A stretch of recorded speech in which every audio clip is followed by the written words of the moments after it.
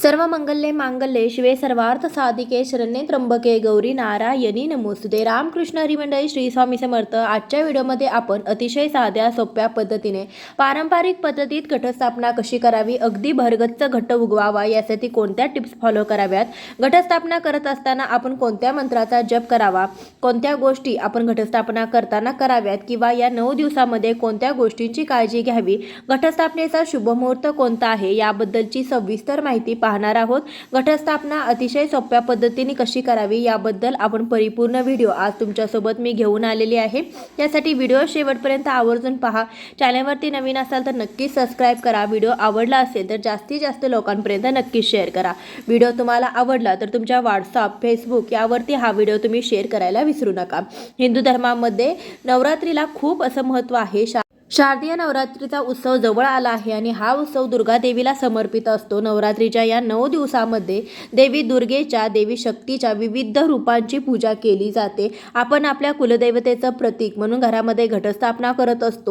हिंदू धर्मामध्ये अश्विन महिन्याच्या शुक्ल पक्षातील प्रतिपदेपासून ते नवमीपर्यंत शारदीय नवरात्र साजरी केली जाते। भारतामध्ये शारदीय नवरात्रीला महत्त्वाचं स्थान प्राप्त झालेलं आहे। यंदा 22 सप्टेंबरपासून नवरात्रीला सुरुवात होणार असून संपूर्ण वर्षभरामध्ये एकूण 4 नवरात्री असतात। पहिली नवरात्र चैत्र महिन्यामध्ये येते, दुसरी शारदीय नवरात्र अश्विन महिन्यामध्ये साजरी केली जाते। इतर 2 नवरात्री ज्या असतात तर त्या गुप्त स्वरूपामध्ये केल्या जातात, परंतु चैत्र आणि अश्विन महिन्यातील नवरात्र मोठ्या प्रमाणामध्ये साजरी केली जाते। यामध्ये नवरात्रीच्या पहिल्या दिवशी घटस्थापना केली जाते। 9 दिवसामध्ये देवीच्या विविध 9 रूपांची पूजा, आराधना व सेवा केली जाते। 9 दिवस उपवास देखील केला जातो। हिंदू दिनदर्शिकेनुसार अश्विन महिन्याच्या शुक्ल पक्षातील प्रतिपदा तिथी 22 सप्टेंबर म्हणजे सोमवारी मध्यरात्री 1:23 सुरू होणार आहे। 23 सप्टेंबर रोजी 2:55 समाप्त होणार आहे।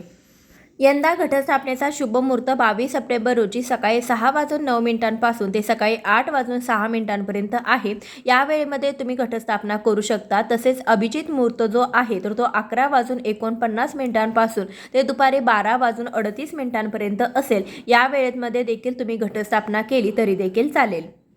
2 ऑक्टोबर 2025ला विजयादशमी साजरी केली जाईल। वाईटावर चांगल्याचा विजय म्हणून हा सण साजरा केला जातो। घटस्थापना करण्यापूर्वी आदल्या दिवशीच आपल्याला किंवा आदल्या काही आठवड्यामध्ये तुम्ही घराची साफसफाई करायची आहे। अगदी घरातील सगळं जाळजळमट असो किंवा भांडी स्वच्छ धुवायची असो, ठेवणीतल्या वस्तू स्वच्छ धुवायच्या असो, अंथरूण असो, कांबरून असो, पांघरून असो, सर्व काही गोष्टी स्वच्छ केल्या जातात। नवरात्रीमध्ये देव बसण्याच्या अगोदर देवी जेव्हा कलश आपण स्थापन करतो, घटस्थापना करतो, त्या अगोदर आपलं घर जे आहे तर ते पूर्णपणे स्वच्छ केलं जातं।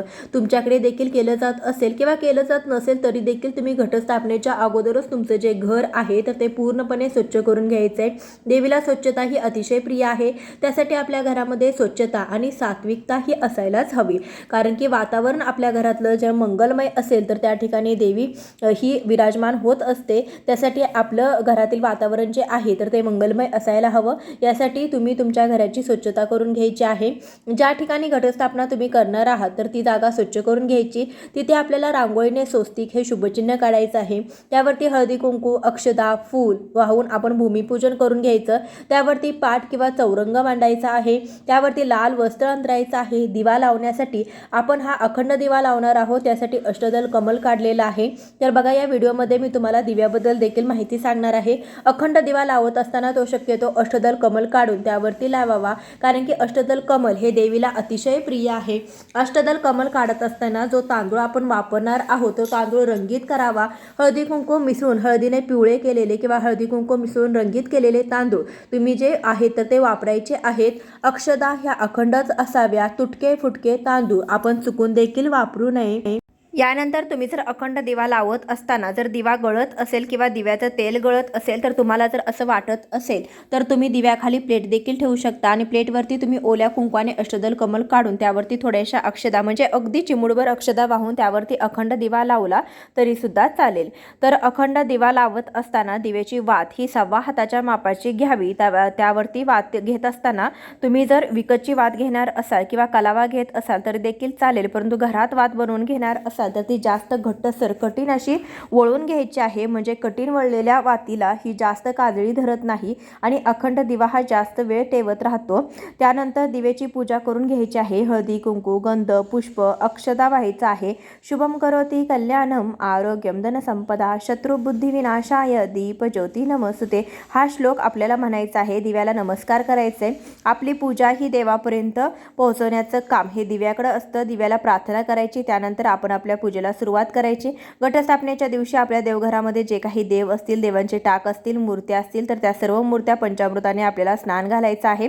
त्यानंतर सर्व देवांना पंचामृताने स्नान घालून घटी बसवायचं आहे. मग घटी बसवत असताना तुमच्या घरामध्येच तुम्ही जिथे कुठे देवांच्या मूर्ती रोज ठेवता, पूजा करता, त्याच ठिकाणी तुम्हाला विड्याचं पान ठेवून त्यावरती सर्व देवी देवतांच्या मूर्ती ठेवायच्या आहेत.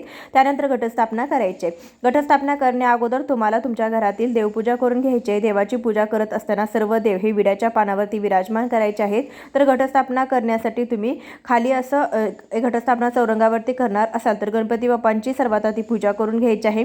गणपती बाप्पांना 2 विड्याच्या पानावरती अक्षदा वाहून त्यावरती हळदी कुंकू वाहून त्यावरती गणपती बाप्पांची मूर्ती विराजमान करायची आहे. गणपती बाप्पांना हळदी कुंकू गंध पुष्प अक्षदा दुर्वा व्हायच्या आहेत. त्यानंतर गणपती बाप्पांची पूजा झाल्यानंतर आपण दुर्गा मातेचा तुमच्याकडे एखादा असा छोटासा फोटो असेल किंवा कुलदेवतेचा फोटो असेल किंवा टाक असेल तर तो देखील तुम्ही इथे मांडू शकता.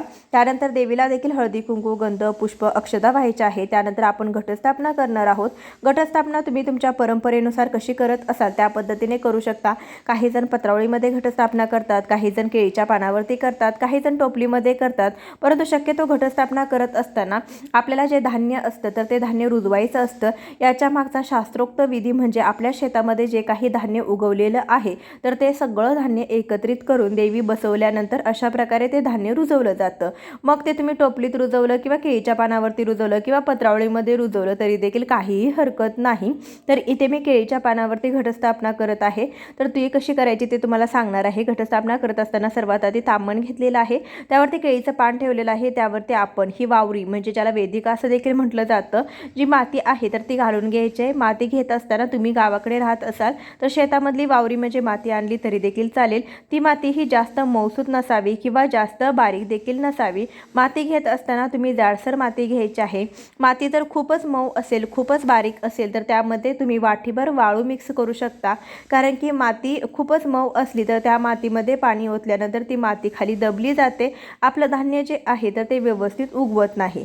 तर त्यासाठी माती पसरवून घ्यायची आहे. मातीला 2 थर दिलेले आहेत, म्हणजे आपल्याला 1-2 इंच इतपत माती घालायची आहे. त्यावरती घट ठेवायचा आहे. मातीचा घट ठेवायचा आहे. मातीचा घट ठेवत असताना तो स्वच्छ धुवून घ्या, म्हणजे त्यातली जी छिद्रे असतात तर ती ओपन होतात आणि आपण जेव्हा त्यामध्ये पाणी घालू तर त्यानंतर जे काही पाण्याचा निचरा आहे तर तो व्यवस्थित होतो. त्यासाठी स्वच्छ धुवून घट घ्यायचा आहे. घटाच्या गळ्याला आपल्याला लाल पिवळा धागा गुंडाळून घ्यायचा आहे. त्यानंतर घटाला गळ्यापर्यंत येईल इतपत पाणी घालायचं आहे.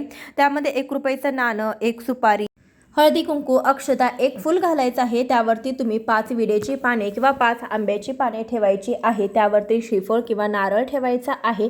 काही जण नारळ ठेवतात तर काही जण नारळ देखील ठेवत नाही. तुमच्याकडे जशी पद्धत आहे त्या प्रकारे तुम्ही करू शकता. शक्यतो घटामध्ये विड्याचं पान ठेवलं जातं. त्यानंतर घटाला आपण 5 ठिकाणी हळदी कुंकवाची बोटे उठवून घेणार आहोत. तर घटस्थापना करत असताना काही जण लाल मातीमध्ये करतात तर काही जण काळ्या मातीमध्ये करतात. तर बघा, गावाकडे तुम्ही राहणार असाल तर तुम्हाला काळी माती सहज उपलब्ध होईल. त्या मातीमध्ये तुम्ही घटस्थापना करू शकता. परंतु महाराष्ट्राबाहेर किंवा बाहेर तुम्ही राहत असाल तर तुम्हाला जर जी माती मिळाली नाही, काळी माती मिळाली नाही तर तुम्ही लाल माती देखील घेऊ शकता. त्यामध्ये देखील काही हरकत नाही. फक्त आपल्याला धान्य रुजवायचं आहे. माती घेत असताना ती खूपच मऊ तेवढी घ्यायची नाही. त्यामध्ये थोडेसे खडे असावेत. खडे नसतील तर तुम्ही वाटीभर वाळू देखील त्यामध्ये घालू शकता, म्हणजे पाण्याचा निचरा व्यवस्थित होतो. आपला घट हा व्यवस्थित आणि दाटसर असा उगवतो. घटाला हळदी कुंकू लावून घेतलेलं आहे. त्यानंतर नारळाला देखील आपल्याला हळदी कुंकू लावायचं आहे, अक्षता व्हायच्या आहेत, फूल व्हायचं आहेत. या आपण जेव्हा घटस्थापना करू तर त्यावेळेस आपण मुक्याने ही पूजा करायची नाही. कोणतीही पूजा करत असताना आपल्याला देवीच्या मंत्राचा किंवा ज्या देवाचा आपण पूजा करतो त्या देवाचा मंत्र जप करायचा असतो. त्यामुळे आपली पूजा जी आहे तर ती सिद्ध होत असते. मुक्याने कधीही कोणतीही पूजा करू नका. त्यानंतर आपण आपलं धान्य जे आहे तर ते रुजवायचे. धान्य रुजवत असताना काही जण सप्तधान्य घेतात, काही जण 9 धान्य घेतात. तुमच्याकडे आपली जशी पद्धत आहे त्या पद्धतीने तुम्ही घेऊ शकता. परंतु धान्य घेत असताना ते टपोरे दाणे आपण चांगलं धान्य बघून घ्यायचं आहे. घट्टसर असं धान्य आपल्याला घ्यायचं आहे. तुम्ही धान्य घेत असताना ते पोचट किंवा वाया गेलेलं धान्य घ्यायचं नाही. तर अशा धान्याची पुडी देखील विकत मिळते, परंतु पुडीमध्ये भरपूर सगळंच धान्य व्यवस्थित असतं असं नाही. त्यासाठी तुम्ही असं नवधान्य किंवा सप्तधान्य गोळा करून घेऊ शकता. फक्त ते धान्य आहे तर ते चांगलं असावं, पोचट झालेलं धान्य किंवा खूप बारीक असं दाणे जे असतात तर तसे दाणे नको आहेत. जर आपण दाणे व्यवस्थित बघून घ्यायचे आहेत ना, तर ते व्यवस्थित उगवत नाहीत, भरगच्च घट्ट उगवत नाही. तर जेव्हा आपण धान्य घेतो तर ते व्यवस्थित निवडून घोळून तुम्ही घेऊ शकता किंवा तुम्ही पाण्यामध्ये मिक्स करू शकता आणि ते वर तरंगतात पोचट धान्य, त्या प्रकारे देखील तुम्ही घेऊ शकता. धान्याचा आपण एक थर दिलेला आहे, म्हणजे धान्य पेरून घेतलेलं आहे आणि त्यावरती आपल्याला माती हलक्या हाताने थोडीशी घालायची आहे.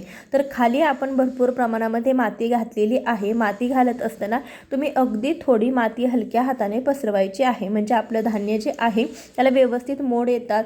ते धान्य लगेच अंकुरित होतं, त्यामधून 2-3 दिवसामध्ये अंकुर फुटतो. परंतु तुम्ही जास्त मातीवरून घातली तर ते धान्य जे आहे तर ते खाली दबलं जातं, ते धान्य व्यवस्थित उगवत नाही. त्यासाठी वर माती देत असताना व्हिडिओ दाखवल्याप्रमाणे हलक्या हाताने आपण जे धान्य आहे त्यावरती थोडीशी माती आपल्याला टाकायची आहे. ही माती पसरवून घ्यायची आहे. त्यानंतर हलक्या हाताने त्यामध्ये पाणी घालून घ्यायचं आहे. भरपूर प्रमाणामध्ये पाणी घालू नका. तुम्ही जास्त जर पाणी घातलं तर ते धान्य जे आहे तर ते कुजतं, त्याचा वास येतो, भुरा येतो घटाला.